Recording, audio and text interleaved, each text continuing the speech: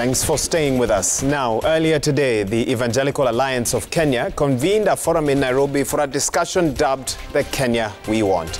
Now, the forum intended to engage, amongst other leaders, Deputy President William Ruto and former Prime Minister Raila Odinga, the presumed frontrunners for the presidential election, which is tonight, just under 90 days away. Well, proverbially, the church leaders may have shot for the stars only to land on the moon, as the two leaders did not make it for the forum. But the Kenya We Want is a subject that remains alive, well, and live right here on Newsnight at this time. Let me introduce my guest. Dr. David Oginde, the chair of the Evangelical Alliance of Kenya, is here with us today. Thank you for making time for us. Thank you.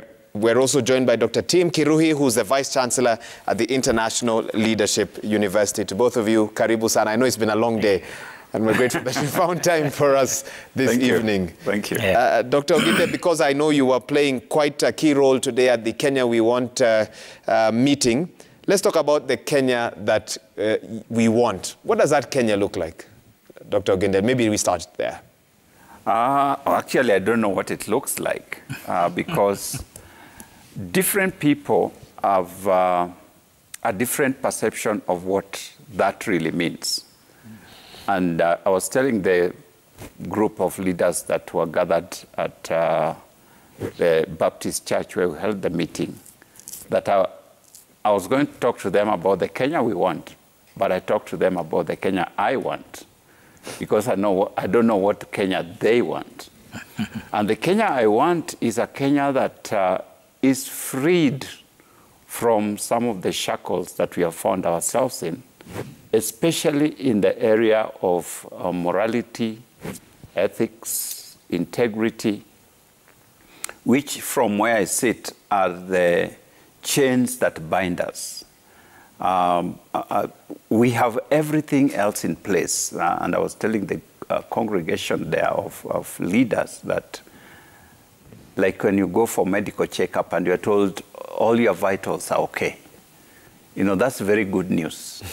And I think if Kenya medical check were to be done, health check was to be done, I think all the vitals are there. We have everything that we need to grow and develop as a nation. There is just a bit of cancer, some cancerous cells that seem to trouble us. And it is something to do with our values, our morality. So if we can deal with this, for me, I believe we'd have the Kenya we want. Before Dr. Kirui comes in and also gives us his take on the Kenya that he wants, now that you've told us every Kenyan might have a different take on that. Yes. You are hoping to host at least two presidential, well, we are now starting the line between aspirants and candidates. The IEBC will, is expected to clear the candidates in the next few days, but you're expecting to host Deputy President William Ruto and Right Honorable Prime Minister Raila Odinga today. That did not happen. Is there an expectation of a future date where they will meet the EAK or clergy at large? Yes, we had specifically organized this particular day to meet with the two leaders. We were to meet with the Deputy President in the morning and then meet with the former Prime Minister in the afternoon. We had confirmations they were coming. But due to circumstances that were beyond our control, they were not able to come. But we talked to them later, both of them. The Deputy President, because our conference is going on up to tomorrow, has promised that he will come tomorrow at 10 o'clock.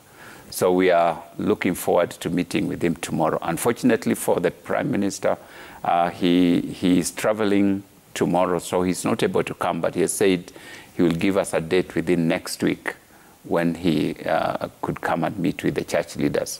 So we are looking forward to that engagement where we can discuss the Kenya we want.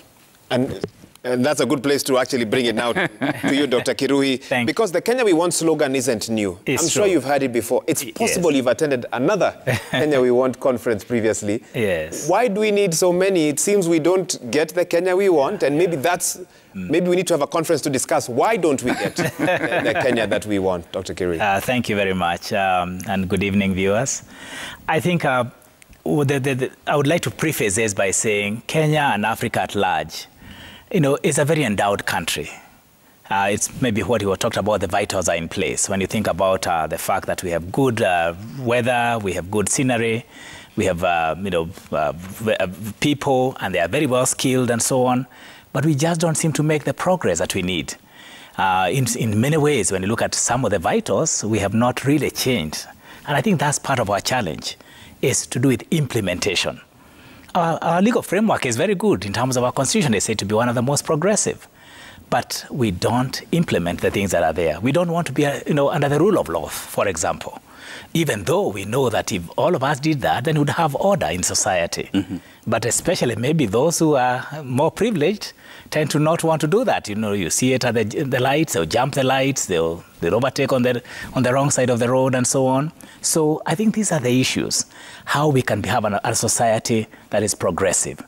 When you compare us with, say, Europe, for example, it's not like they are much more endowed than us. In fact, if anything, many of them borrow and use our resources. How come we who are most endowed and natural resources and so on are not making the same progress? This is the kind of leadership that I believe will move us forward. But again, I do concur with Bishop that it is anchored in values, our value system, the software. We have the hardware in place. The software has a problem. So I don't know if, Bishop, then on the back of that, if the reason you're having a convention like this is to try and see whether you can sanitize, not necessarily sanitize our politics, that may be a long-term sort of call, but ask crucial questions to those who may hold very serious positions in the days to come after the August polls.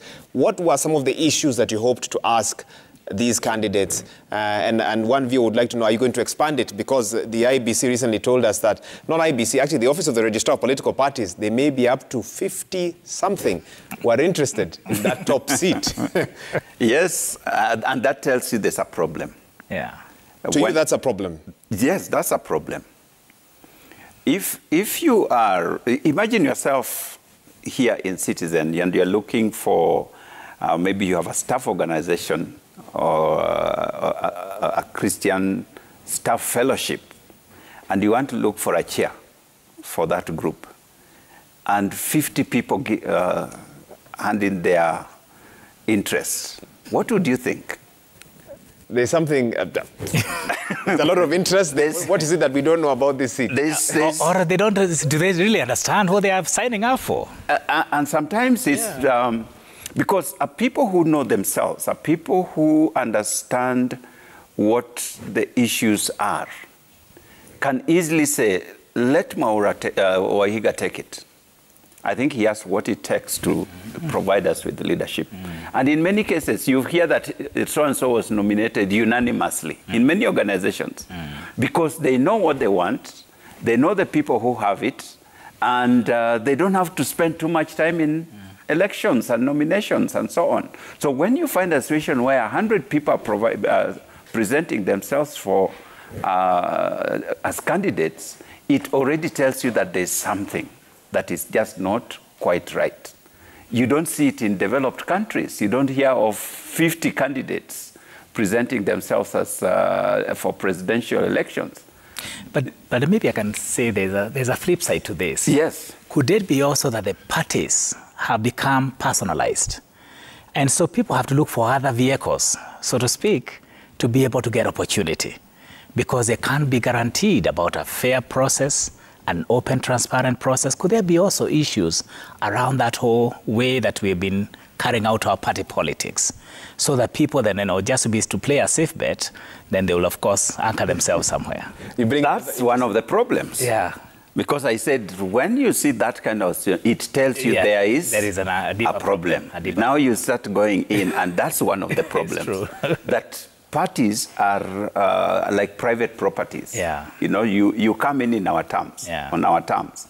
And many people are saying, these parties are not open. So what happens? I go and form mine, and you go and form yours, and you go and form yours. Unfortunately, I must confess as a church leader that we see that even in church, where so many little splinter groups all over the place. It tells you there's a problem, because that's not how people live. if you bring it even to the house, if everybody is sitting at their own corner, it tells you there's something that is just not right. So we are in a society that we don't seem to trust one another. We don't seem to treat people in the right way. And so people have to look for other ways or other routes of expressing themselves. So we have a constitution that guarantees us freedom of expression, freedom of association. And so we have taken it to another level, where very soon we may have 10 million Kenyans as candidates. Which then makes me wonder, as this convention enters day 2 tomorrow, what questions do you feel any serious presidential candidate must answer today to convince Kenyans that they are the right person for the job? Fundamentally, we want to hear how a candidate is going to deal with this whole issue of corruption in this country.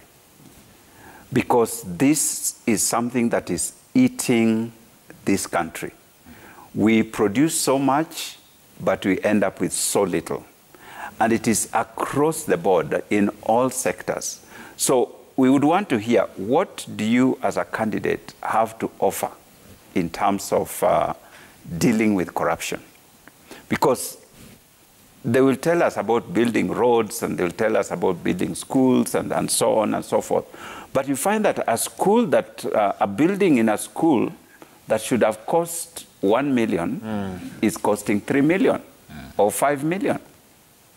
So the resources that we have, therefore, are not adequate to give us enough classrooms, just because most of it is going into individual pockets. So we keep struggling. We don't have enough classrooms to accommodate our children. Some are learning under trees and so on. But where is the problem? The problem is not the lack of the classrooms. The problem is that the money that could have done those classrooms, could have been used to build those classrooms, has gone to somebody's private pocket. And that can be said of roads. It can be said of everything in this country. So if we can fix that whole issue of sealing the loopholes and the holes through which our money disappears, we may not even need to borrow as much money as we are borrowing in this country. I think you're giving our viewers a taste of the Kenya you want. That's okay. right. You want to add to that wish list? Yes, please. In the year 2012, actually, some church leaders gathered together. I think it was a Jumuiya. But this was a kind of a part of a longer process that had been going on, looking for what are the key things that we should look for. And this is important maybe for the viewers, because I believe that every one of us needs to be vetting the candidates that are presenting themselves, not just for the presidential seat, but at all levels, to be able to find out what are the minimums that maybe everyone should, what are the reducible minimums. And we came up with 5. I give credit to an organization that was a part of called LNET. This is not original with me. And we use the acrostic BEVIP, B for blameless in character. I know that's a very high standard for politics, but it is actually used in the context of church for church leaders. So if an elder is required to be blameless, who is only handling maybe 100,000 shillings in a year, how much more somebody who is handling, trillions of money? So I believe we shouldn't lower the standard.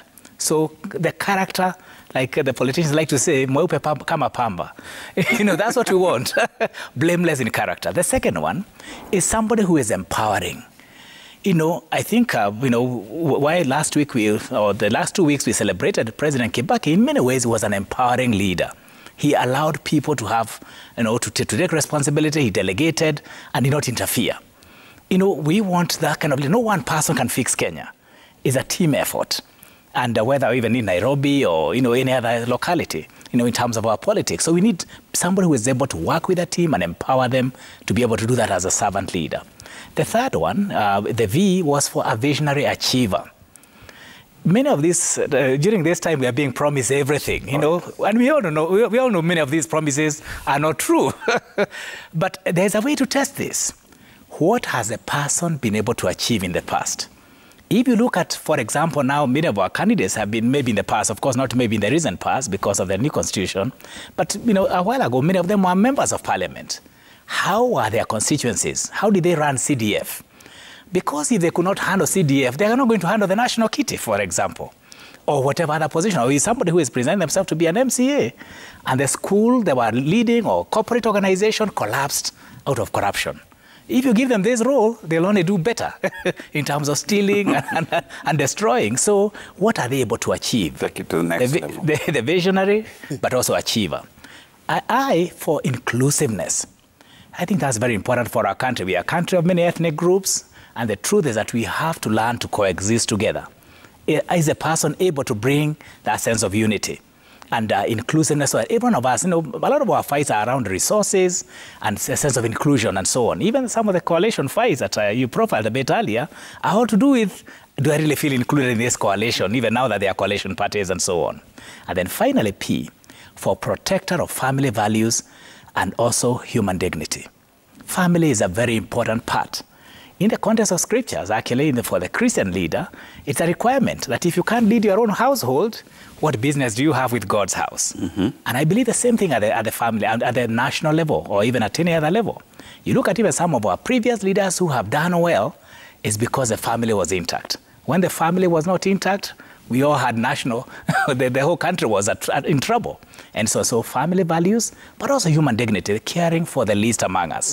Can they live with dignity? Can we take out some of that, degrading poverty that basically, takes out the sense of esteem for the worst, the least of us? So those are 5, and just BEVIP, easy way to remember. I hope our citizens, our viewers. You played a good role as an educator and given us a blueprint that we can use as we carry on this discussion. Let me jump in with a tweet here. Engineer Lazaro Kanyambok wants Bishop to answer this question.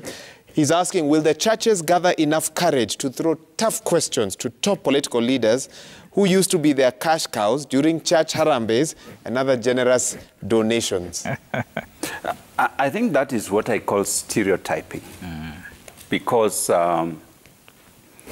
yes, there are people, individuals and churches that have generally depended, as it were, on political leaders. But that's not the church. If you take the percentage of church in this country that have depended on politicians, it is very, very small. It's very small. So it does not undermine our role and responsibility, and if you say courage and boldness to talk. We have been speaking in this nation about what should be done, how it should be done, and talking to political leaders. It was our initiative. It was not their initiative to call this meeting. So where did we get the boldness and courage to invite them to a meeting where then we will be cowards, that we cannot, you don't even start. But the reason we called them is because we have issues that we want to raise with them. And we hope that we can have a good conversation. This is not going to be a confrontational meeting, because we are not here to fight. We are both leaders. For us in church, we look at the political leaders and the church leaders and any other leaders as leaders of equal standing before God. And each of us will be brought to account for what we have done with the positions of leadership and responsibilities that we have been given. So the political leader is being given, or has been given, the responsibility to bring law and order in society, to ensure that people live in an environment where they can be able to do what they need to do in order to live a decent life. That is a calling that is given to them by God. We who are in the religious sector, we have been given that responsibility to look at the spiritual side of things. Again, very important. So when we meet, we are not meeting to fight. This is not a bullfight. We are here to look at how can we work together to make this Kenya into the Kenya we want. That is the basis of our discussion. So there may be things that they too will want to tell us as religious leaders, that you could help us in this way and in that way. And we'll be happy to hear that.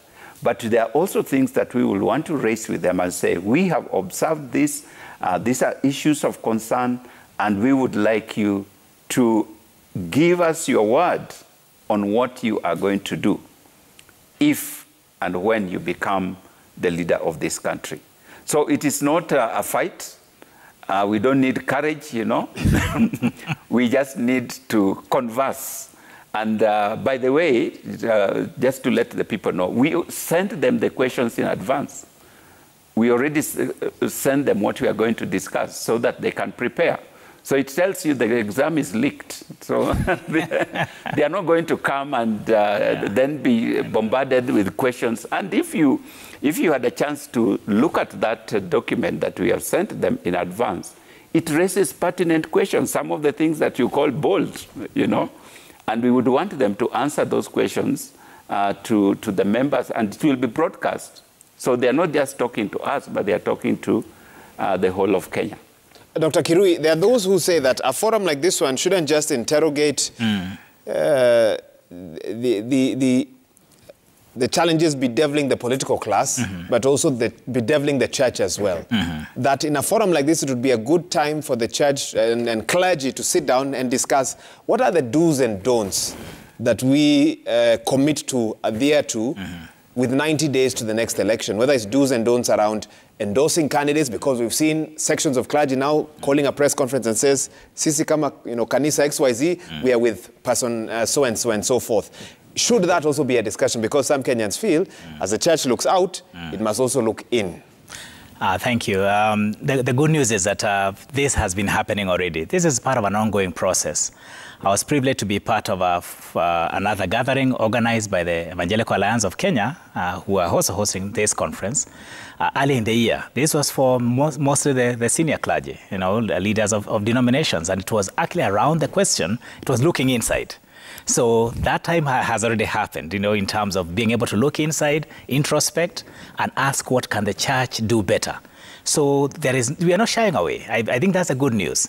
The church is being vulnerable, that yes, we have not been excellent. There are areas that have not gone well, and sometimes members of the of the household of faith have not always carried themselves well. But generally speaking, that has happened, and now it is time to engage. But the fact that there has been failure, we're not looking for perfection, even in the candidates or even in the church. The fact that there have been some failures to a certain degree in maybe some of us, that does not again make us throw away the baby with the bathwater. I think we need to still engage, and that should not hold us back from being able to ask the hard questions. This is about the country, it's about the future, it's about posterity. Okay. Fred Obachi Machoka, watching the program today, he says first he really loves the discussion and the vulnerability portrayed by the leaders here. But he also wants to hear, I don't know whether, Bishop, you have an answer to this. Yeah. And you're not an MP, and I don't know if you have such aspirations. He says, in politics, can you please explain why an MP aspirant would spend 100 million shillings for campaign in order to earn 1 million shillings per month? You probably won't make it back even if you complete your full term. So he's... Let me look at it from a positive point of view. A positive point of view. Leadership is a calling. And people don't... Good people, let me say. Good people don't go into leadership to gain. They go into leadership to serve. And so sacrifices are made. So if a person genuinely, my first challenge, which I'll come back to with the 100 million, is a problem. Is a problem. But if a person genuinely feels like I have something to offer in terms of providing good leadership for my people, and this is what it will take, I would only salute that person if they are genuine. And I'm emphasizing the word genuine, because many of us who find ourselves in positions of leadership or in leadership responsibilities, the fact is that you sacrifice. A leader sleeps less than everybody else. A leader works longer than everybody else. A leader eats less than everybody else. I mean, it is sacrifice after sacrifice after sacrifice. So people who go into leadership roles and positions in order to gain, those are not genuine leaders. Those are not genuine. Genuine leaders go to serve, whatever it takes. And for us as Christians, our Lord Jesus is the best example. The Bible tells us, even though he was equal with God, he did not consider that equality as anything, but he came down to be like us. I mean, who wants to leave that? You go even to a more human example like Moses. Moses was very comfortable in Pharaoh's house. I mean, he was a prince in Egypt. But when he looked at the people and the suffering, the slavery, and so on, he just felt, I can't sit here while my people are suffering. And you find many, many great leaders, that's what has happened to them. Come down to Africa, people like Nelson Mandela, 27 years in prison. He comes out and he could have been very entitled. He would have died in office. But he feels, no, I don't die in the office. We have achieved what I was fighting for. So now I lay the foundation and I let other people go with it. That's a sign of good leadership. But the problem I have is why, as a country, should we spend 100 million shillings in a member of parliament campaign? There's something drastically wrong. Those are the issues that personally I'm grappling with. And that's why I said, fundamentally, we have to deal with this thing of integrity, morality, ethics, because most of this money goes into giving people handouts here and there so that they can vote for me. In good democracies, that doesn't happen. We vote for you because of who you are. So I think perhaps 5-10 million would be more than enough for a person to put on a good campaign for a member of parliament. But we are not in these good spaces. That's why somebody may need that kind of money. My goodness. And for you, I think the integrity question would unlock a lot if Kenyans got round to it. Dr. Kiru, even as you come in, Kim Studio says, first of all, you're thanking our guests for the kind of discussion we're having here today. You say, we have the Big Four agenda by President Uhuru Kenyatta. Do you think we need the Big Four national values agenda? Endorsed, guided by the church. Former PC Kaguthi once said Kenya is failing because it lacks progressive national values or ethos. Would that work? Or do we already have so many plans in cupboards gathering dust that we don't implement? Well, what's your take on this? Thank you. Fortunately, we already have a value system. In fact, it's in our Constitution, Chapter 6. When I say Chapter 6, you don't even ask which book. You know, it's the Constitution.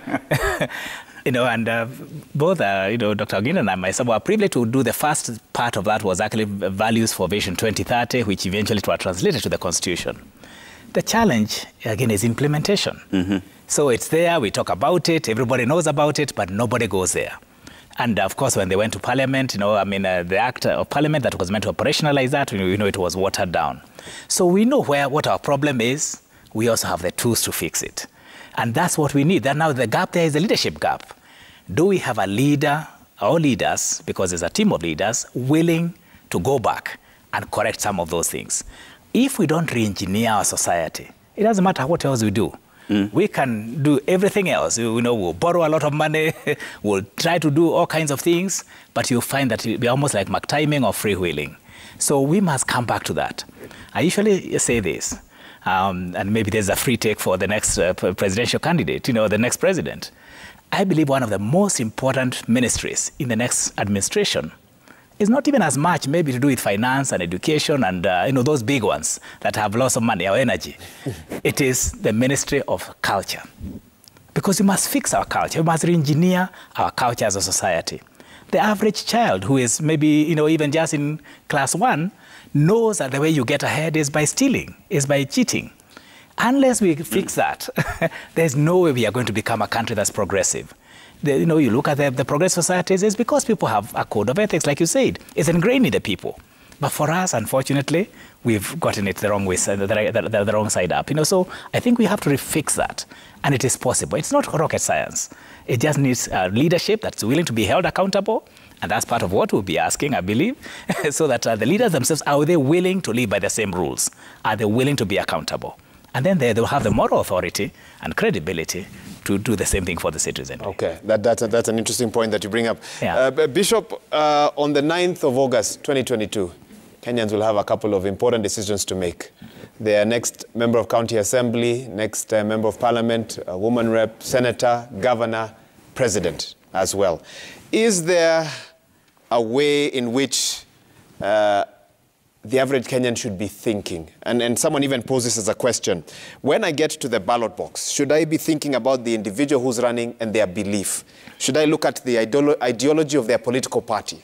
Should I look at their religious belief? Should that be the final thing? Should I look at, are they from a marginalized group? When you go to vote, for example, and don't tell us who you voted for in the past, what sort of thinking should inform the kind of voter we would like to take the country forward? And when you hear civic action and a lot of civic teachings and trainings, where should we be going to as a country for that kind of decision making?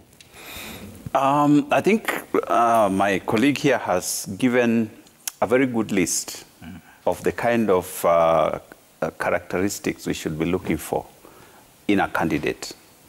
Those characteristics are unlikely to be just for a party. We are developing a culture which, in my view, is both good and bad, of voting for parties. Now, if the parties if we had reached the place where parties are formed around ideology, where parties are formed around values, it would be very easy for us to say, I will go with party A because they believe in things that I believe in. They stand for issues that I stand for. They stand for values that I stand for. That's what happens, for example, in the US. The Democrats are known for, they are a liberal party. So if you are a candidate in the Democrats, you believe in what they believe in. So you rarely hear of people jumping parties, especially 3 months before elections, because this ideology, Republicans, they stand for something. So it becomes very easy to vote for parties. Now, in our context, parties are vehicles. Every election for the last several years, except the days of Kanu, every election, the presidential candidates are in a new party. Every election since 1992, the presidential candidates are in a new party. It could be the same party, which is Ford, then it becomes Ford Silly, Ford Kenya, Ford what. So we really don't have parties. So when I go to the ballot box or ballot booth, I should have thought through who is likely to bring or to take our county to where it should go. Of these people that are here, who is it that is likely to take our constituency to where it should go? Who of these candidates is likely to take our ward to where it should go? That is how a serious voter should be thinking. So look at the list and hopefully you know them. Sometimes we don't even know the candidates. But think of a situation where you know the candidates. They have presented themselves. You possibly have done your background check. And you're looking at this list and you're saying, of these people, who is most likely to take us where we want to go? And then you tick that. You may find that for MCA is a person in party A. For constituency is a person in party B. For governor is a person in party C. So you may end up with all these people who are in different parties. So the parties don't like that a lot. But what I have said in other fora is that we as Kenyans and voters, we should begin to force our parties to get people who can do the work. And I think there's a sense, and especially now at the presidential and higher level candidatures, we are getting there. The days of just getting somebody who rolls on the streets and can gather crowds and you put them on the ballot, I think is disappearing. So you can see even this running mate thing is becoming a big issue because the parties know if you pick the wrong person, you could just lose the votes. If we can do that for all the party position, or not party position, all the elective positions, we will get to that place where parties now are very careful who they pick into their candidature. Whether it is for MCA, It is for constituency, it is for women rep, it is for senator, governor, or president. Because they know that if we don't get it right here, the other party is going to pick somebody who is stronger, and the electorate will go with that person. So I believe that as our democracy goes, we will get there. And then when we get there, then I can go almost blindly and say, this is the party I'm voting for. So just tick, tick, tick, tick, the people that they have picked, because I believe that they have picked the right kind of people who will stand for the right kind of values, who will do the right kind of things, and I'm home and dry. But at the current time, look for the people who can deliver. Okay.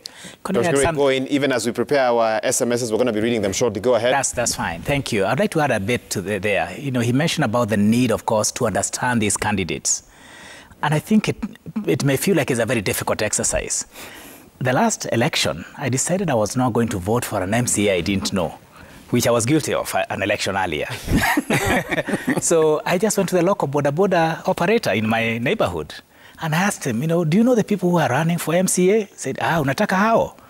One person gave me 16 names and 16 phone numbers. So it's not difficult to get to know those candidates. And then as a community where I live in a neighborhood, we invited them one afternoon. And now, using the values I mentioned earlier, actually we had prepared as a team to ask them questions. Of course, not direct questions based on these things, but to look for questions that would help bring out those values. By the time we actually went to the booth, I knew who I wanted to vote for based on values. Again, as he said, it's not about the party. It's about the best person. And I think it's also good to speak to Kenyans here who are feeling a bit discouraged. Many people are saying they're not going to vote again. We have to get the best. There are no angels here. It's the best among those. You felt you could defend the person you voted for in a court of law? Very much. Almost? Almost. I mean... with the information you had? Because now I had information. I felt I wasn't just picking a random stranger and so on. But what happened beyond that is that it actually allowed me now to be in a place whereby I happen to have been the organizer. So I was in a place whereby now I was interacting with them. In fact, I've continued to interact with some of them even who lost. But even the ones who won, we've been in touch. And with that, we've been able to have an accountability relationship. So even with the person who eventually won, we've been able to maintain a relationship. And that's really important as well. I think that's the other place where we lose it as Kenyans. We put people in office and then we leave them to their own free wills. But if all of us were holding these people to account, I believe again that we can have a better leadership as we go forward. So there are various opportunities to vet before, of course, during the voting, to use the right value system, and then afterwards to hold them to account. We can also discuss, and this is part of what tomorrow is really about with the leaders, is that we also want them to commit to certain things. So that when they go off the tracks on those things, then you can say, hey, you promised us this. You are not anymore holding to that. But if there is no initial engagement before, it becomes harder to hold them to account afterwards, and so on. So that's important. But I think I would also like to implore on every Kenyan, it is important to vote. Even if you don't feel like they are the best, they are the best among the crowd. Choose the best among the bad. Because all that is needed for bad things to happen is for good people to stay away. And we've then had you that allow, many times. That's the thing. We allow then the bad people to make the choices for us. Very, very interesting. Okay, gentlemen, I know you have an early morning tomorrow and a long day. Sure. Let's read some feedback. We get some final thoughts and we wrap this up. Thank you. Okay, let's put up those SMSs and tweets. 22422 is the SMS line. And the hashtag is NEWSNIGHT. Where are we looking at? There we go. All right, Gilbert Tanki, you say the Kenya we want is a timely discussion at this time. EAK should set up a policy for presidential candidates to commit and participate in order to make these conversations productive. Great initiative. Okay, Gilbert, thank you for that. Yeah. Samuel Rutua, you say Pastor and his colleague know very well that the leaders are not the problem, but citizens. They are not enlightened to set standards to their leaders, to act as a parameter on their governance. We need civic education more than we need lectures. Okay, Sam.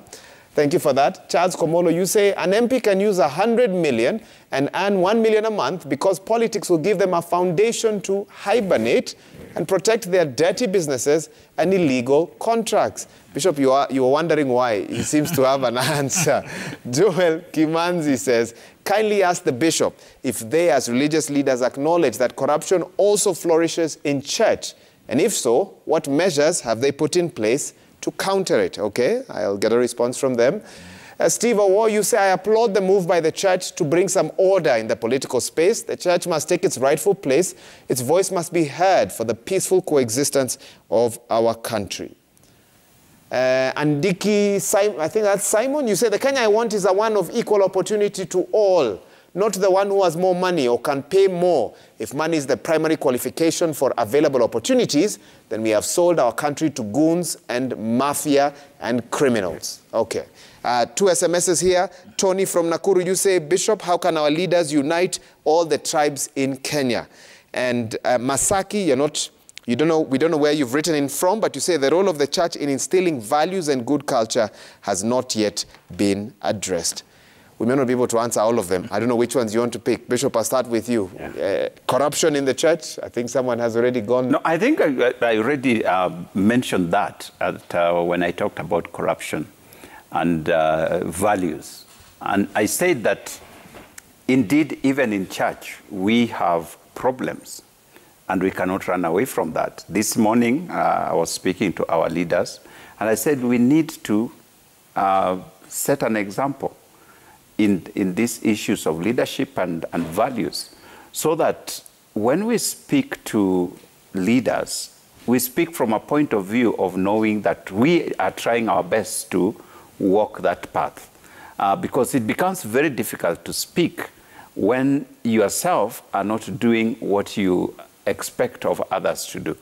So we are not holier than thou, we are not on a pedestal, but we are saying, if this country is going to go where it needs to go, each one of us, whether you are in church, whether you are in society or in leadership, we need to. Because sometimes Kenyans, we behave or we talk as if these leaders who are corrupt by themselves. Who corrupts them? It is us. Who gives a police officer standing by the roadside money? He doesn't rob the people. We are the ones, I'm in a hurry, so I give him 200 shillings so he can let me go. You are the one who is perpetuating that corruption. So we as citizens need to play our part, whether in whichever space, whether it is in the religious sector, in the business sector, in government, in the corporate scene, every place, the NGOs, all of us need to play our part so that we can deal with this particular thing. Bishop, we'll take your response even as your parting shot. In the interest of time, Dr. Kirui, how do you want to wrap it up for us? Thank you. I would like to underscore the comment, I think it was from Sam, about the need for civic education. Mm-hmm. It is true that a lot of our voters make bad choices because they don't know what they are looking for. So, and I think that's something we need to demand, that Parliament gives IEBC enough funds so that voter education is continuous, not just before elections, but continuously. But let me commend a number of churches. I happen to have spoken in the recent past, and I'm going to be speaking in the next few weeks in various churches, which are trying to educate their voters, their members as voters, on how to be responsible, how to carry peaceful, electioneering, how to also know how to vet the leaders and how to choose, and so on. So some of it is happening, but of course not to the extent that we need to do it. But ultimately, again, I'll come back to my last comment. It's about re-engineering the software of our country, the culture of our country. If we can get to the place whereby we believe it is possible to uphold integrity and still be successful, I believe we'll begin to, to fix some of these things. The challenges of elections, because some of it is people believe that unless you bribe, you can't be elected. I know the same thing, at the place of work and so on, and in all the other sectors. And this is what we stand for, even as the International Leadership University. Actually, our slogan is developing leaders of integrity. It is possible, but we need to scale it up so that we have more Kenyans who believe that you can do the right thing and still be successful. When we begin to do that, I believe we can build around that then the kind of Kenya we want and a strong foundation for the future. I think that's a good parting shot, and we're probably going to have to leave it there. Yeah. Although I must ask this, and this could be on a lighter note. Bishop, when you retired from the post you held, you were not under pressure to vie? Did you get any calls, Bishop? Is the perfect transition now for your name to be on the ballot? Yes, I did. A few people thought that should be the route I should take. But I didn't feel that calling. Like I said, leadership is a calling. And so you don't just go headlong into these things without thinking carefully. I was talking to our people this morning, and I was telling them, when you look at how the kingship of Israel developed, there was Samuel, who was called as a young boy to enter into the service of God. But his role, when you look at it, was to anoint kings. He was not a king himself. So he anointed Saul. Then when Saul went astray, he went and anointed David, and so on. So we must know our portion, our calling. I believe that I have a Samuel calling to walk with, and he walked with them. You know, he walked with Saul, he walked with David in the time that he was there, giving advice, rebuking, helping. That to me is where I find myself. So you resisted the temptation to be the next governor of some county, or? I was not even tempted. Why are you reducing me to governor? If I was to get in there, I was going for the top seat. Dr. Kirui, I don't know if I want to ask you, have those calls started coming your way? Not quite, but someday, maybe someday I would like to contribute. Maybe not necessarily in elective politics, but maybe in terms of government and administration, because then we need people to implement these things. But of course, they must be selfless, and they must be willing to die for their values. Okay. I think that's a price we are not willing to pay many times, because it's not easy to change Kenya. If you are going to try and change Kenya, you must be willing to pay the ultimate price, which is death. So if you are willing to die, then nothing will scare you. You can go in there and begin to fix our country. I don't know how many then would put their names up for elective office if that was one of the pre-qualifications to get that seat. A journalist says finally many times. We're going to wrap it up here. My guess, it's been a fantastic conversation, refreshing, and hopefully we are one step closer to the Kenya that we all want for ourselves. Dr. Tim Kirui, Vice Chancellor, International Leadership University, great to have you here. Thank you. Amazing perspectives. And always a pleasure to have Dr. David Oginde. For today, we refer to him as the chair of the Evangelical Alliance of Kenya, but he has other titles as well. Thank you to both of you, and we'll keep engaging. 90 days to the elections, and we'll continue to need voices like yours, sober voices, to continue to speak to Kenyans as to what should be priority at a time like this. And this is where we'll wrap it up. Thank you so much. On behalf of the whole team that's made this broadcast possible this evening, asante sana for having tuned in from 9 o'clock till now. It's been a pleasure bringing you this broadcast. Myself, together with my sign language interpreter for today, Wilson Mushora. On behalf of the whole team that's made this broadcast possible, thank you for tuning in. Have a good night. Continue reflecting on the Kenya that you want and what part you can play to make it a reality. God bless you. We'll see you soon.